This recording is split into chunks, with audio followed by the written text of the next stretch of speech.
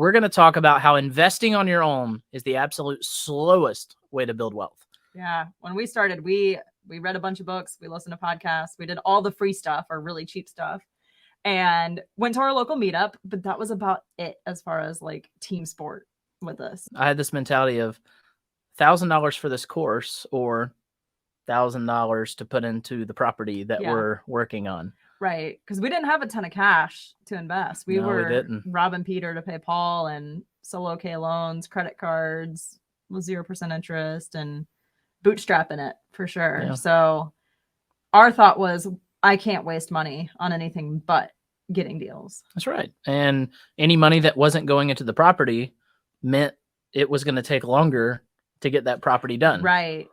But it's so the opposite. Right. And I wish we had known that. Like we could have gotten there so much faster or gotten more in the same amount of time had we just shifted a few things that we did. Now, we're not talking exactly like we did on the previous episode where we said, saving tons of dollars is the worst way to get started, where we talked about going half pie deals, where we talked about partnering and doing JVs. This is a little bit different mindset of, doing it on your own. And what we're saying about doing it on your own is the worst way to get started is we're talking about having a community of people to encourage you, to support you, and to teach you. So that's where we're talking about being on your own. Right. Now, we were surrounded by podcasts. We were surrounded by the small meetup we went to, and we were surrounded by the webinars we would go on and watch.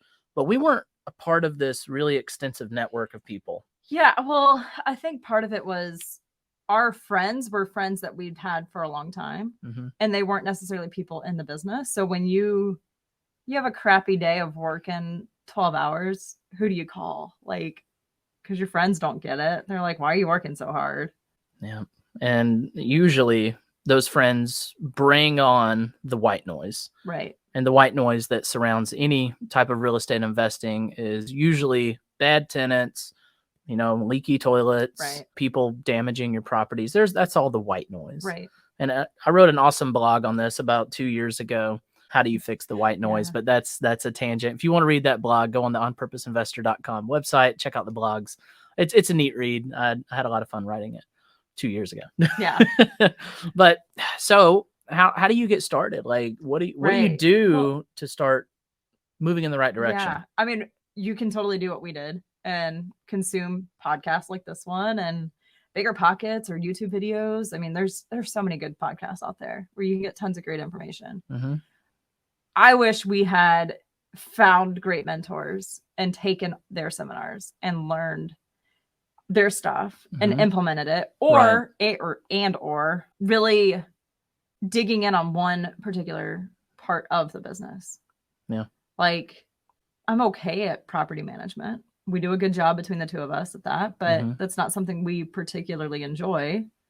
So if we had spent more time figuring out how to find good deals and how to find great financing, and that's all I did. Right. And I outsourced everything else. I mean, you remember I had it was like every landlord's legal guide, and it was like a 600-page book that I read cover to cover when I should have just paid the couple $100s to have an attorney create our LLC and teach me all the things I needed to know. But you save money. Right. I saved money, but at what cost? Because I could have taken that time. I didn't value my time. Neither one of us did. Yeah. I could have taken that time and instead been learning how to find better deals or more deals.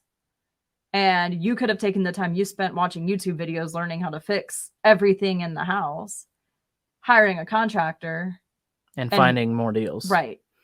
Yeah. We didn't start learning how to value our time until we read the book, Your Money or Your Life.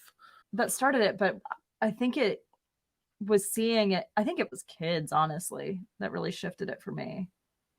Because I could either spend this time sitting here with my kid or I could go read this book.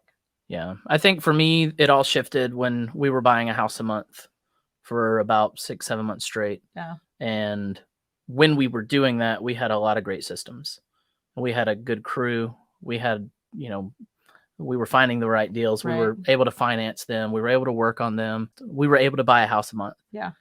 And when we got to like the third or fourth house, I was kind of like looking up and like looking around at what was happening. And it was just systematized. It was happening.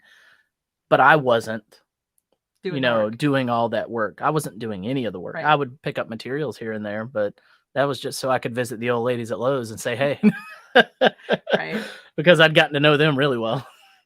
But it was at that point that I realized, wow, we are going so fast and it feels so light. Right.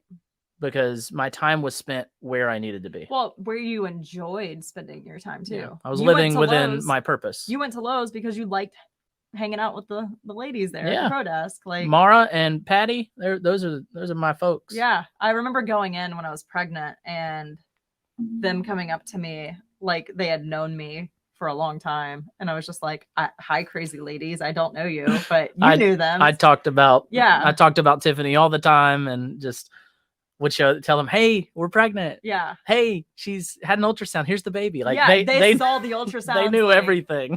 I didn't know them at all though, so it was just kind of comical. But